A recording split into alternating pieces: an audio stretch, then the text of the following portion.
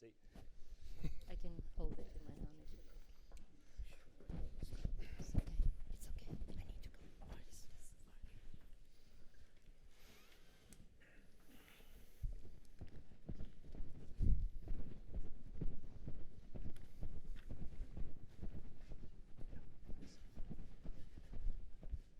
Yes. Is it working? Okay.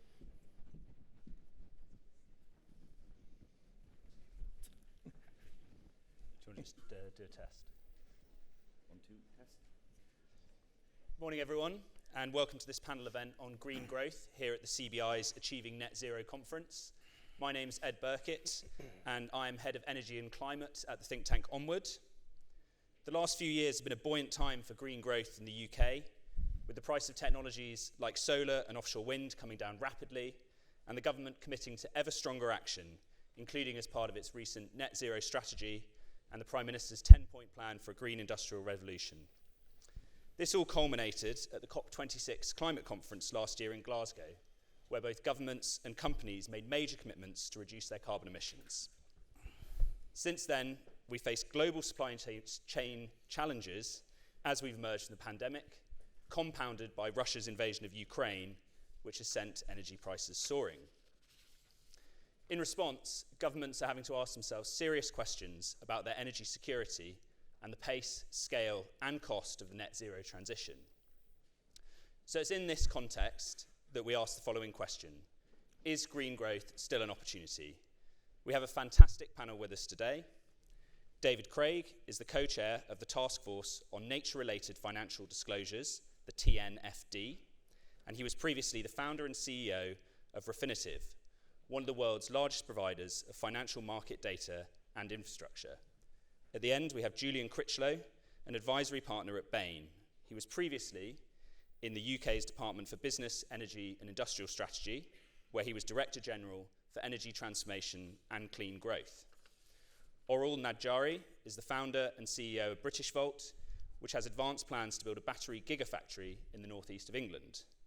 And Greta Tvedt is Senior Vice President at Equinor, a major producer of oil and gas, and now also developing offshore wind farms in Europe, the United States, and Asia. To start, I'll ask each of the panelists for their views on the potential for green growth. We will then have a panel discussion, followed by a Q&A session with our audience. So let's kick off. David, I'll come to you first. Well, good morning, and thank you very much, Ed. It's a delight to be here in this very warm room. Hopefully the air conditioning is going to start working soon. Green growth. We have a green crisis, but we have to frame this and remind ourselves that this is not just a climate crisis, this is a crisis of our natural system. The natural systems, the production systems that we rely on for at least half of our economic output are being damaged not just by human activity, but by climate change.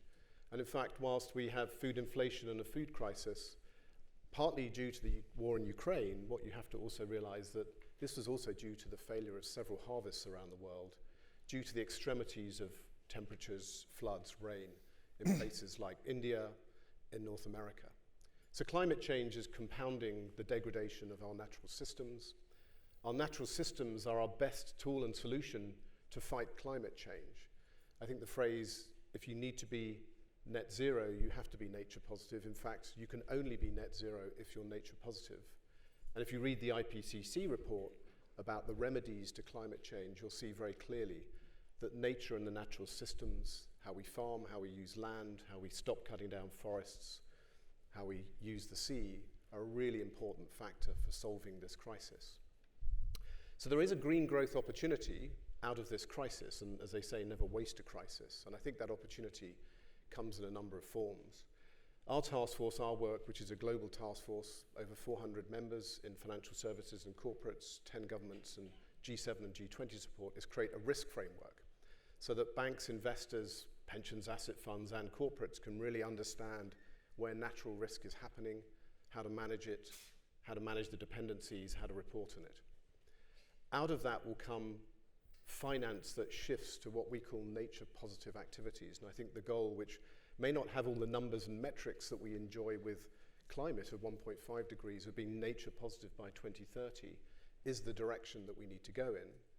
We need to put better metrics around it, but that is the direction we're going. But what that will mean is a lot of investment goes into that goal.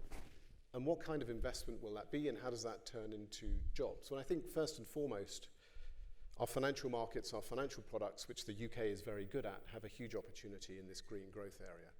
In bonds, in debt, in new instruments, in indices and assets, and all of those products, they're going to help fund the transition, not just to net zero, but transition to nature positive, and also help provide the products that mediate some of the issues that we have in offsets, in carbon trading, and other areas too. So first and foremost, I'd put the financial markets right at the top of the list.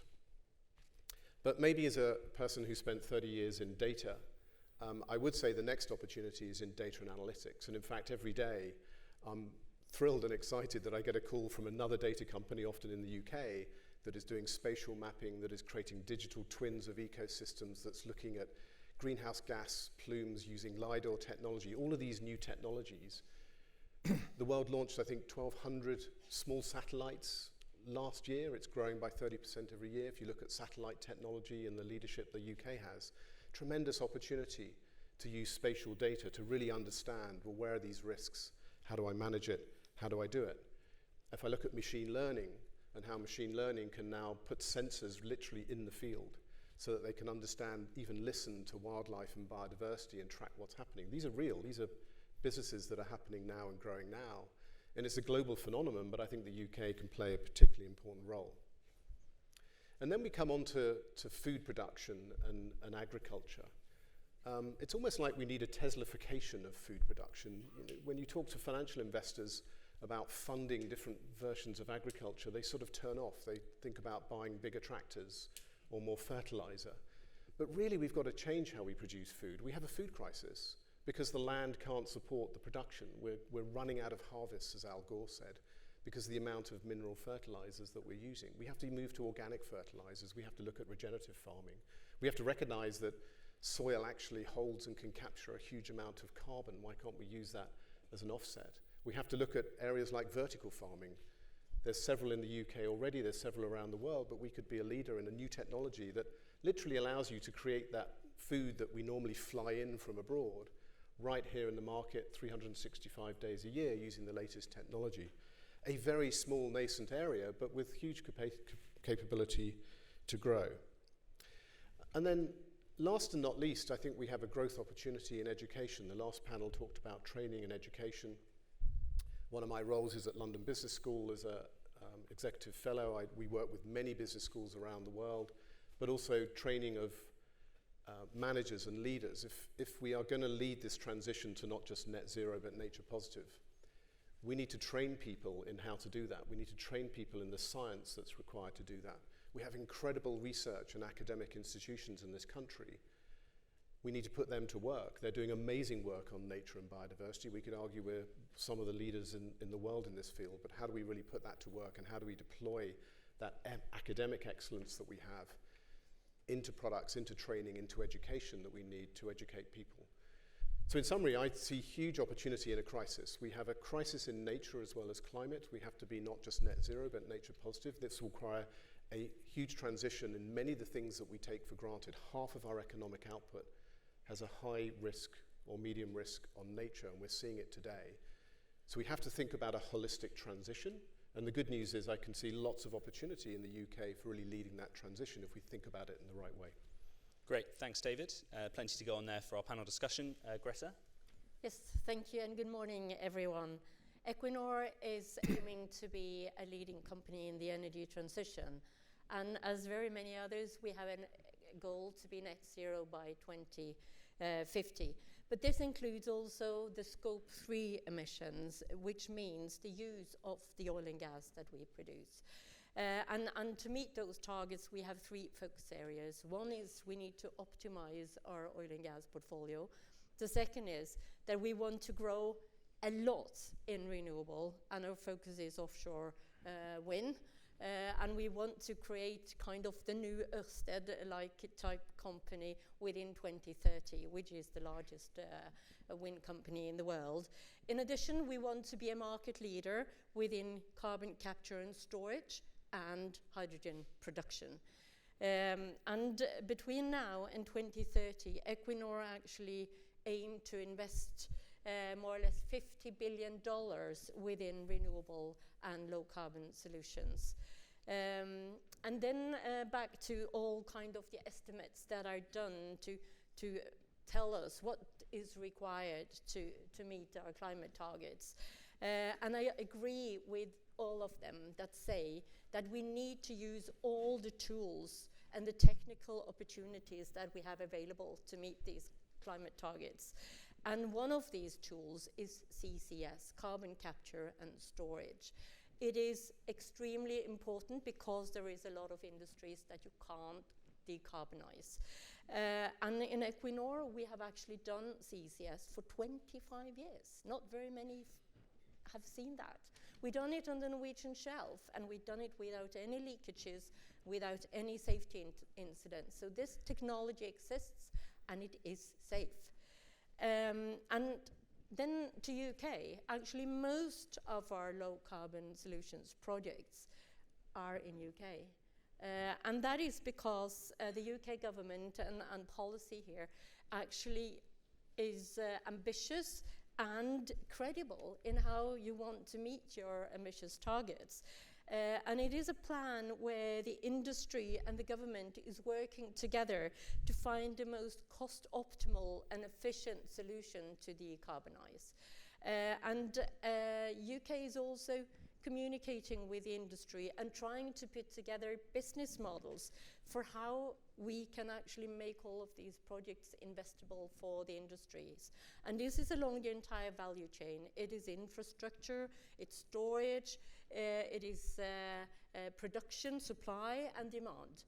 All the value chain together, and it has to be done simultaneously. Because we in Equinor, we can't put billions of pounds in a project without knowing that there will be anyone there taking or wanting to buy our products. So it needs to be done at the same time. And in Equinor, we are participating in the East Coast Cluster, which consists about both the Humber area and the Teesside area. And the aim is to bring hydrogen and CCS economy into the area. And in Humber alone, actually to save the existing 55,000 jobs. And of course, in addition, create new jobs and new industries in the area. And onshore in Humber, we are planning to build a dual pipeline across the entire area, one for hydrogen and one for CO2. In that way, all industries that want to fuel switch from natural gas or even coal to hydrogen can do so. And for those who want to capture their CO2, well, then there is an infrastructure to transport and storage away forever. Then there is a phase 2 of this cluster sequencing process, and we in Equinor are participating in 3 bids for this. One for the net zero Teesside, the gas-fired power plant with CCS in Teesside. A similar one in Kidby together with SSE, gas-fired power plant with CCS. And then finally a hydrogen production plant in Saltend in the Humber. Also, you might know that in the same area, just offside the coast, is the to-be world largest offshore wind plant, Dogger Bank, which when developed in all 3 steps will produce 3.6 gigawatts of electricity. So this area in total represents how Equinor are working together with the UK government and local communities to reach our joint climate targets. Thank you. Great, thank you. Oral? Hi, my name is Oral Najari, British Volt. Relative startup in comparison to the ladies and gentlemen on my right-hand side here, but in terms of British Volt, what we've been trying to do and been focusing very, very clearly on is a couple of fundamental things. Number one, we want to become a technology leader, because if you want to take this energy transition, by the way, it's a transition and not a switch, so it's always going to take some time.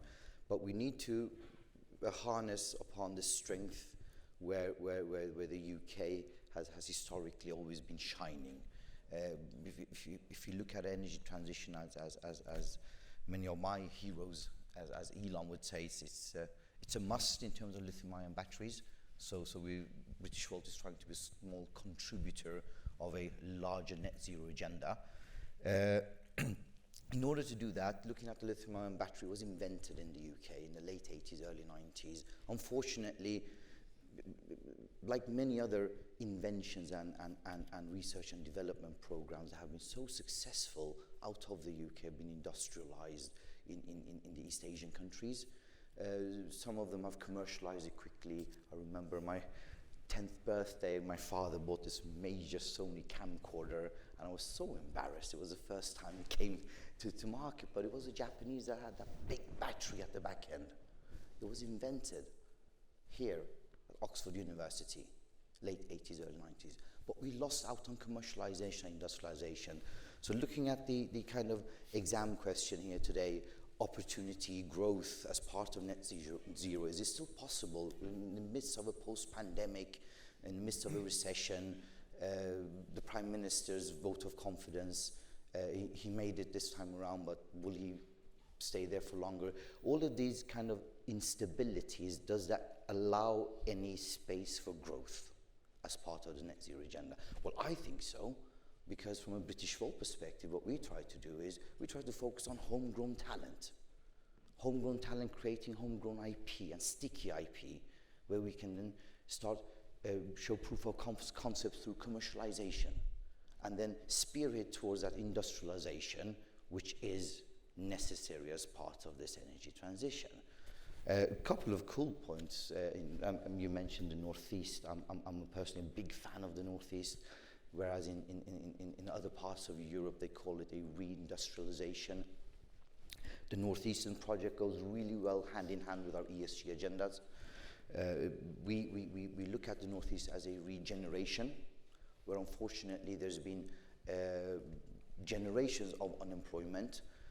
So again, the larger, grander picture of the levelling up agenda of UK Gov, I think this is a lot of fun in terms of the pure locale and location of the Northeastern project. Hits the box on ESG. We've been very blessed and fortunate, and again, the UK actually, as part of this energy transition, and it's a quite fun fact, there are about 6-7 operating gigafactories in the entire Europe right now. We have about 117 operating gigafactories in China alone. Okay? Now, energy transition is also a larger question in terms of energy security. That goes hand in hand with reinventing the supply chains, removing that embedded carbon footprint within those supply chains. The UK, the Northeast, and the project, as we call Phoenix, rising from the ashes, a former coal power site in Blyth and Camas, is fully front-loaded with renewable. National Grid, together with the Norwegian National Grid, they've invested and drawn a 720-kilometer-long hydro cable, and it's already sat there behind the meter. As a larger push from HMG in becoming maybe the Saudi Arabia of wind, we're seeing the Northeast and the Scottish power grid being slightly oversupplied. And you know, when the stars are aligning, they're aligning. Lo and behold, the second strongest power grid is the former coal power station. And what do you need when you want to produce these batteries? We need a lot of energy, ideally renewable energy, unlike the 117 factories in an Eastern Asian country that are currently pumping up lithium-ion batteries. Is it really helping energy transition? At least it's pushing it towards the right direction. But are there opportunities for growth? For sure. And more importantly, I think the UK is sat on the epicenter of it, and we are luckily or fortunate enough to also have a national treasure where we can build and scale and industrialize this time around what is really important as part of this energy transition, which is low carbon sustainable lithium-ion batteries. Great, thanks, Aurel. Julian. Thank you. Just as context, I spent my first 30 years of my career in business advising energy investors. But 4 years I came across the UK government to have the longest title ever, but basically for net zero or the green industrial revolution. So I thought it might be worth taking a step back and actually considering the history of this transition. Firstly, we've seen this movie before. The last time it was the Black Industrial Revolution. It was built around black gold, coal. The UK was a very innovative and early investor in that. We doubled our investment during the first industrial revolution, and that resulted in a huge dividend. It doubled our factor productivity, it doubled our growth rate in GDP, and it created a whole set of decades or many years of wealth creation for the economy. We're seeing that same opportunity in the green industrial revolution. It's exactly the same. It's energy transition is a major investment opportunity. So we talk about £1.5 trillion of investment opportunity to 2050 in the UK. That's compared to the $125 trillion of opportunity globally. Both of those are huge investment opportunities. They're not costs, they're investment opportunities with a return. 2 million jobs, which I think is probably a very conservative assumption. So firstly, we've seen these transitions before, we've seen them succeed, and we've seen when the UK leads, we benefit from that. Secondly, the movie is already well underway. When I was in the business environment running a global utilities practice, it was clear in 2009 there was a major transition going on. How can you tell? Because the share prices of most of the incumbents went down by about 50% in Europe. And that was because the system, the policymakers and regulators put so much capacity onto the grid that it made 30% of the existing capacity, the coal plant, largely redundant. But it also created huge opportunities. As Greta mentioned, Ørsted came out of that, a 40 billion euro business, moving from the original gas, Dong Energy, into a very major wind player, the largest wind player. So you saw that transition happen, and the incumbents have repositioned and recovered a lot of value at different rates, and that's what you see in every transition. We're seeing that now in the automotive transition. We've got to the point of cost parity. We're making the transition happen to EVs, particularly in the UK, where we're pushing very hard on that transition. But if you look at, again, what's happened in the automotive sector, you've seen one player come through, Tesla, that's equal to the top 10 players globally in terms of valuation. Now, you can say there might be some valuation issues there across the whole sector. But it's very clear that this is creating huge opportunities in the utility sectors and in the automotive sectors. And that's 50% of the carbon emissions globally. So the next 50%, it will move through. The dominoes are falling right the way through. So this movie is well developed, and it's beyond the tipping point because it's a global scale that matters and is driving down the costs in things like, for instance, batteries. So what about this current crisis? What does that do? Does that accelerate or hinder the transition? Well, as you've seen in the energy security strategy, we've got a double objective. One is shoring up the current fossil fuels, particularly gas, that we need for the transition. But the second is accelerating the move towards the secure, low-cost and sustainable power that is renewables. It is increasingly competitive. It's competitive already with 60% of fossil plant globally. And that will become ever more true as more is deployed. The faster the costs come down, the faster that transition will occur. And so we need to be looking at getting ahead of that curve and making sure that we do what we did in the Industrial Revolution, which is to benefit from this transition and make sure that UK companies are leading it on all the fronts that my fellow panellists mentioned. Great, thank you, and thank you to all the panellists for their opening remarks. We have about 20 minutes now, so I'm going to spend the next 10 minutes having a discussion with the panellists and then come for Q&A with the audience. So I think the one theme that came out in all of your comments there around whether green growth is an opportunity is that yes, it is, as long as we can make it investable and investable in the UK as well. So I want to sort of lead on that theme, and David, come to you first. So it's quite easy to see how you can make an offshore wind farm investable. In a way, it looks a lot like a motorway or an airport or something like that from a finance point of view. How does that work when you're thinking about something like agriculture and soil carbon, when that carbon could be re-released again if the farming practices change, or the carbon credits from a forest could literally go up in smoke? I mean, this is one of the challenges when I listen to the panel talk about these amazing projects. They're all incredibly investable. Banks get very excited about large infrastructure projects. They put capital in, they see a return coming out.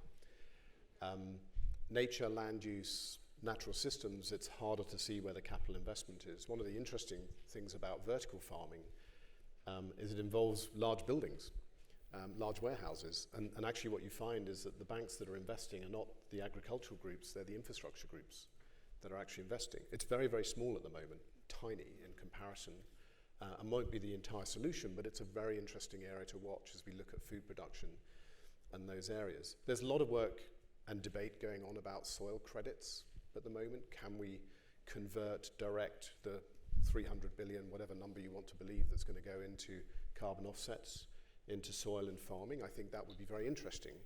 It might even replace the trillions of dollars which are going into destructive subsidies for farming at the moment. It's a big issue right now, which we're subsidizing farming techniques and food production techniques that are not sustainable.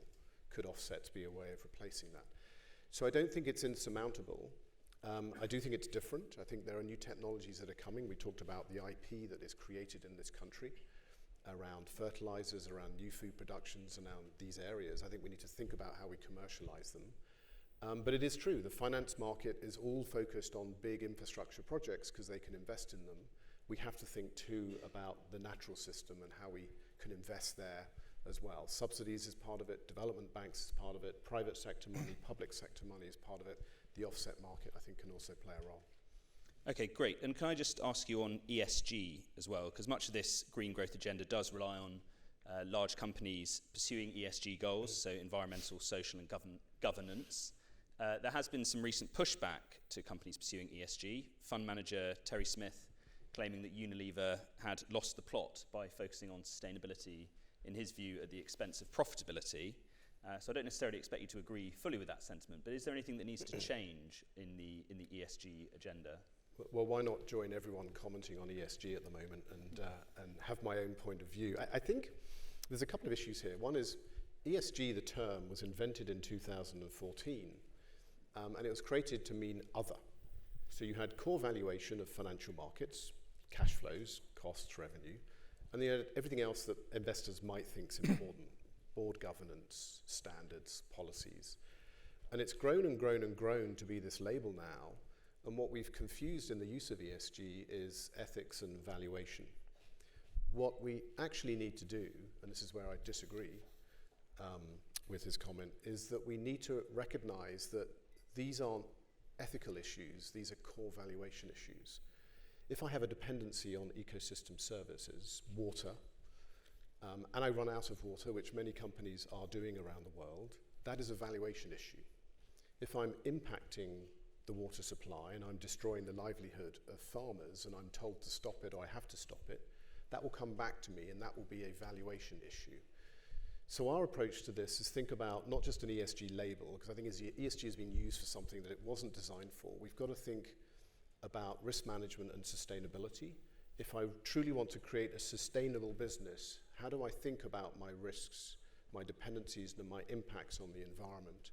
How do I translate those to risks and opportunities into my enterprise value approach to do that? So in effect, what we have to do is change how we're using valuation models in financial markets for investments, because our valuation models have not included a price for carbon. We know that's now wrong. They haven't included a price for ecosystem services. We're beginning to learn how wrong that is too. So the sooner we can bring this back to the core of valuations, the better. So I think ESG has served us well, but it's now time to move to a different methodology around sustainable value and valuation. Okay, great. Julian, do you want to come in on that, maybe with your government and private sector? Yeah, I mean, analytically, from ESG, different factors, obviously, as David mentioned, apply to different sectors. But as general, net zero is very, very high on the environmental list. If you look at, if you do the analysis of different investor reporting, particularly in Europe and Asia Pacific, the social aspects are more important perhaps in North America, but still there's a very heavy focus on net zero still. That focus is obviously brought very much home to investors as you look at what is implicitly a carbon bubble. There is a bubble, like any bubble, whether it's tulips or collateralized debt obligations, those bubbles burst at some point, and this bubble is bursting very rapidly in terms of the carbon bubble. And the reporting standards that we're bringing forward, particularly at COP26, that was one of the probably most important not always at the top of the list of announceables from COP26, but the Task Force on Climate Financial Disclosure is making that very visible, the risk that people are bearing by not transitioning effectively within their business models. And I gave the examples of what's happened in automotive and what's happened in utilities. Those dominoes are falling through all the different sectors. And as people, as banks and investors and then companies are having to look forward at the climate scenarios and value the liabilities that sit, that very much brings it home to you. So it is a investable issue, not a separate ESG issue. It's a core valuation issue as to how you think about your exposure to climate. Thank you. Greta, I'll come to you now. You mentioned carbon capture and storage a lot there in terms of the work that the government needs to do to make that investable. There are lots of governments in Europe that are sceptical about carbon capture and storage. So what would your message really be to them in terms of why we actually need to do this? So first of all, I said initially that about half of the projects within low carbon solutions in Equinor is in UK. And that is because UK acknowledged that you need to use all the tools available to meet the climate targets.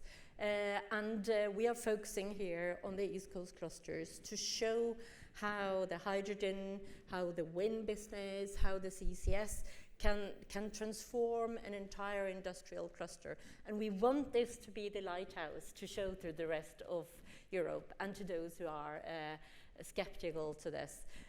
Tonight I will travel to Germany and talk about CCS. Germany is very skeptical to CO2 transport and storage because one of the reasons is it will prolong the coal business. This is not what we want to use CO2 capture and storage for. We have the Northern Lights project in Norway, which is under construction right now. The two first customers, one is the cement factory, the other one is waste to energy. They have no other alternative than to capture the CO2, and they need someone to transport and store it for them. And we can do this for the steel industry, and we can do this for the chemical industry and for the fertilizing industry. It's not about extending the life of coal, but it is a necessity to meet the climate targets. And that is kind of the message I'm saying. Also, also another reason why they're a bit skeptical to this is they link it to fracking and to shale and to earthquakes, which they've seen based on the Groningen production. We are storing the CO2 offshore, way offshore, and 2,000 to 3,000 meters below the subsurface. We've done it for 25 years. We've proven that it works. So it's about getting the message out there that this is a sustainable way of doing it. So I'm trying to convince everyone that this is done, but I also believe that this is coming in now, and we see more and more traction to this, both from Belgium, the Netherlands, and finally also Germany. So just a quick follow-up on that then. So you said the UK's plans are ambitious and credible. It feels like we might have been walked up the hill before in terms of carbon capture policy, and the rug has been pulled away, arguably by the Treasury at the last minute. Do you think this time it is actually different? I really hope so, and I do believe if the same happens again, it will set UK back a long way, because industry might be able to handle it once, twice. I don't think this is where we will focus the next project. So hopefully this will not happen again. Okay, or maybe I'll come to you on the UK's failure to commercialise, because I think that speaks to the point around investability in the UK. What do we actually need in terms of practical steps in the government to get these sorts of projects that you're working on over the line? Two things. One thing is I think the government's already put in place. Her Majesty's government already had a foresight. If you look at the Auto Council back in 2015, they really posed the question, what would electrification and what type of impact will electrification have on the UK auto industry, which is one of the core pillars of the UK industries, but more importantly, as part of road to net zero, as we were saying, utilities and OEMs and autos are 50% of it. So they already had the foresight, and Her Majesty's government has already invested billions into this ecosystem. This is why we were never really required to be part of the European Union as part of this industrial revolution. The UK is already a step ahead.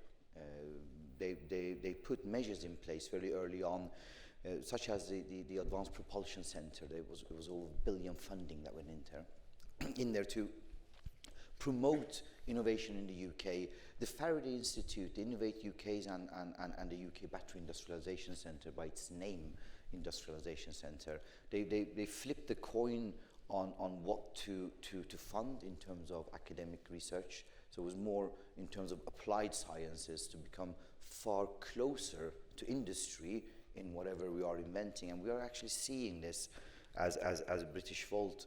We've managed to propel about 18 months forward in time in terms of research and development for our own homegrown IP. From energy density perspective, we were definitely playing ball against the East Asian incumbents. But we have that ecosystem in place, and it is over $2 billion that has been invested into that ecosystem. And British Volt is a typical example how this time around the fundamental pillars that are being put in place can be utilized by a company and demonstrate scale and industrialization, just as British Volt is doing now. That's one part of the question. The other part of the question, just repeat the question again, please. What practical steps you want to see from the government to get projects like yours over the line and up and running? Yes, and the second is where we actually do need some assistance from Gov, and it feels so rude to ask for assistance when so much has already been granted in terms of the lithium-ion battery ecosystem, and it is, I have to say, second to none globally. And this is why we're seeing other startups and other battery manufacturers' names popping up in the UK. So it's not just for British Volt, it is for everybody. But secondly, if you look at industrializing, this kind of reindustrialization of energy transition, copper foils, cathodes, anodes, all these things that goes into the battery, they're extremely energy intense. Even the cell manufacturing process itself is very energy intense. This is why you look at other European startups that have later become European champions. They're ending up very, very far up in Scandinavia, close to hydro dams, in order to get access to cheap renewable energy and try to remove as much as possible of that embedded carbon footprint within the larger supply chain, which we have to reinvent, by the way, because we're going away from oil and gas towards nickel, cobalt, manganese, and lithium. So UK needs, I believe personally, not just for British Volt, but for companies up in the northeast looking to industrialize at scale, they need policy changes in terms of energy and electricity. We need policy changes so we can start building microgrids. I personally believe that microgrids is one of the solutions towards driving towards that net zero and reaching that goal. For microgrids, we need battery, static energy storage. But again, the northeastern site, so well positioned in terms of all the wind coming in, the interconnectors can sit there or next to it. We have a deep sea port, supply chains can be reinvented, fully run by renewable energy. But in order to be able to compete with Europe, industrial rates of 10 to 12 pence, that is not competitive. I mean, we're building our second factory in Canada right now. And even before I started negotiations with Hydro-Quebec, I mean, we were talking 3 cents per kilowatt hour. In the UK, industrial rates are 10 to 12. And it is an extremely energy intense process. So in order so can I leave that one there then? So cheap energy prices is a really key enabler then of getting these projects over the line. Maybe a chance to indulge myself and plug some of mine and Onward's upcoming work on electricity market reform, and actually how it is incredibly important that companies do get the right incentives to locate in areas where electricity prices should be cheaper, which we don't really have at the moment in the UK. So I think we've got about 10 minutes left. I'm going to come to the audience now. Does anyone have a question for the panel? If you could just ask a short question. There's a woman just here, please, come to you first. And then there's a chap just here at the front who I'll come to second. So if you could just ask a short question, and then if you just put your hands up, those two. Thank you. Just a short question, please. Yes. Hello, Olga Muscat, Senior Partner, Bain & Company. You have been talking about the importance of the UK capturing the benefits of green revolution. But as I've heard, Greta, you talk about low carbon clusters and importance of end-to-end value chain, the demand and the supply. Is there also a need for closer collaboration between the UK and Northern Europe, where a lot of the carbon emissions happen, whilst UK has the space to keep them? Okay, great. And second question? Hi, Jack Richardson from the Conservative Environment Network. I just wanted to get the panel's view on a windfall tax being extended to electricity generators, and what would that do to all this green growth? Okay, and then is there a third question just over there? So we have low carbon clusters and UK collaboration with Northern European partners, and a windfall tax on electricity generators. And the third question, please. Yes, Mark McCrory from Neptune Energy. Many thanks to the panel, and it was great to hear an hour and a half in a reference to pricing carbon. And I just wanted to ask a question on that, because the relative importance of getting carbon pricing right in terms of driving the investments that you were talking about, and indeed getting to net zero. So panel's views on that, and particularly great to have Greta on the panel who can look across to the Norwegian regime with the carbon tax, which is somewhat different to what we have in the UK with a market system. So carbon pricing, please, how important is that? Great. Why don't I come to Greta and then Julian? Greta, do you want to take any of those three questions? Sure. The first one and the last one, I think. So the first one, if we look at what has been mapped of CO2 storage potential, the North Sea alone can store all of Europe's emissions today in 75 years. If we don't reduce the emissions, we can take and store it because of the enormous storage capacity we have due to the geology we are so lucky to have just offshore. So yes, I think CO2 transport and storage could be a big business for UK and Norway, and I think also we owe it to the rest of Europe to take care of their CO2 because they don't have the same potential to store their own CO2. So definitely a very important thing, and what we are looking at in Equinor right now is we were awarded a big CO2 storage license just before Easter. So we are looking at, is it possible actually to put a pipeline from continental Europe to Norway to transport the CO2? It will require that CO2, quite a bit of amount of CO2 is kind of available at the same point, but it could be captured from various sources in an industrial cluster in Europe somewhere. So yes, definitely.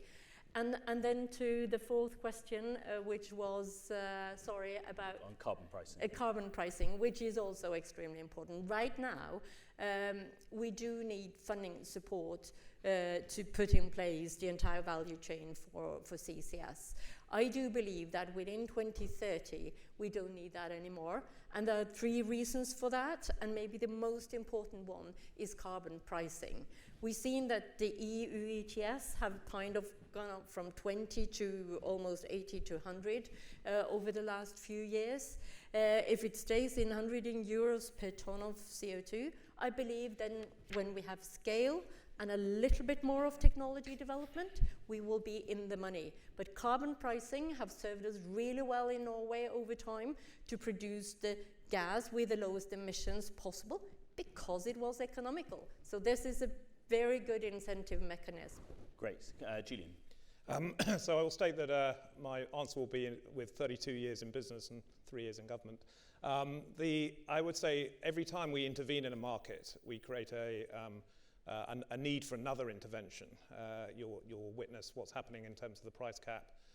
In the electricity market, we've ended up with a lot of incremental interventions required due to unforeseen at the time of the design of the price cap.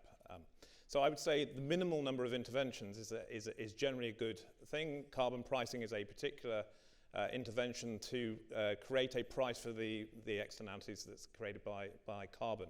And then you want to distort that as minimally as possible.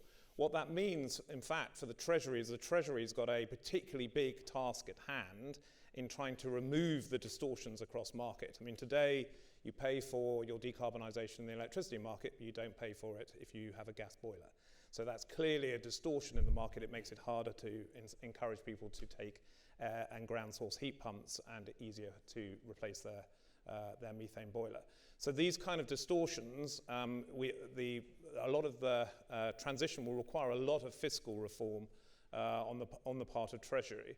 On specifics of windfall taxes, I mean, clearly there is a very unusual situation that we're facing at the current time. Again, we'd want to avoid all distorting taxes if we could, but given the current situation, the profits that accrued perhaps due to factors outside of the individual companies' interests, and the costs are falling very clearly on the UK consumers, or global consumers, but particularly in the UK, given energy prices, and therefore it was appropriate for a short-term transition, but you want to again avoid extending that as much as possible, and very much avoid unintended consequences where you actually tax people who haven't necessarily benefited hugely from the current situation, and therefore create distorted markets and therefore distortions in incentives. Great. So our time is quickly running out, but I hope I can go to 11 o'clock, if that's all right, 5 minutes. Can we see if we can get a couple of questions for this side of the panel? So who have we got with questions, please? Yeah, number 4 in the back there. Just very short questions, please, because we're short on time. Hello, Charles Golding from the Royal Institution of Chartered Surveyors Valuation Standards team, and I was very glad that valuation standards got referenced by the panel. Just to say that we're very good as business stakeholders looking at short-term implications. How do we get better at understanding medium and longer-term economic and value considerations? Thank you. I think that's probably one for David. If we could maybe, if someone has one for Oral in particular, that would be great. I just saw a new hand go up over there, so if we could just go to that chat, please. And a very short question, please.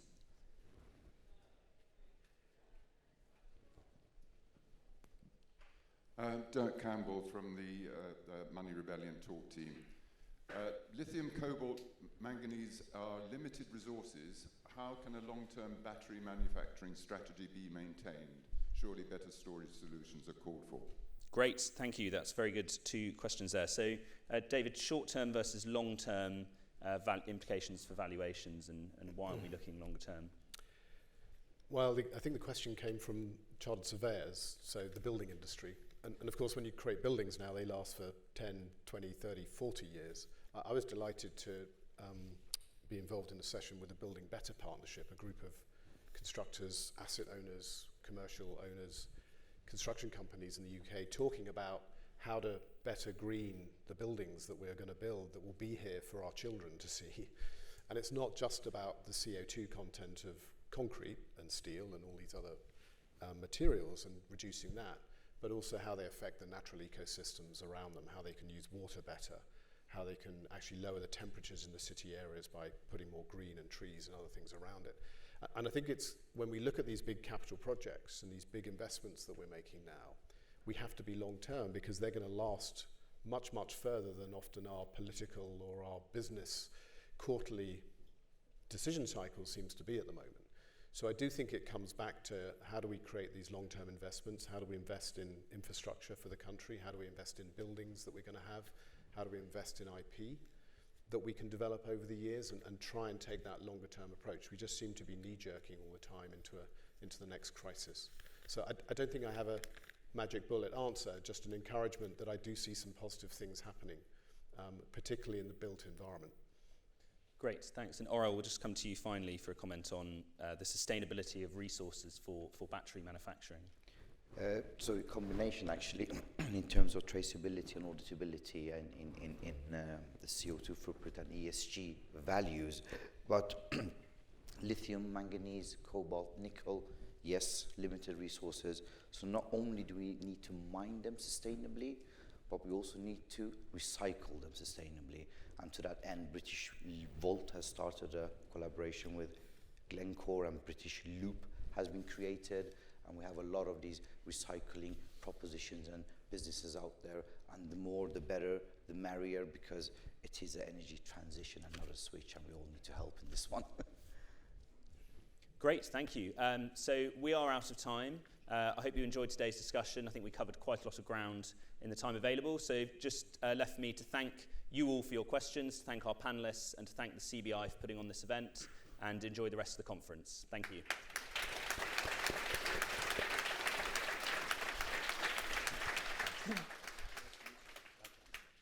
Ed, fantastic debate. Huge thanks to you and all the panellists. We've now arrived at the tea and coffee break, so if people would like to make their way down the stairs to the floor below, or if you prefer to use the lifts, go to the 4th floor. And if I could ask you to be back here sharply at 11:30, where we're going to put the real focus on the UK leading the international transition. Thank you.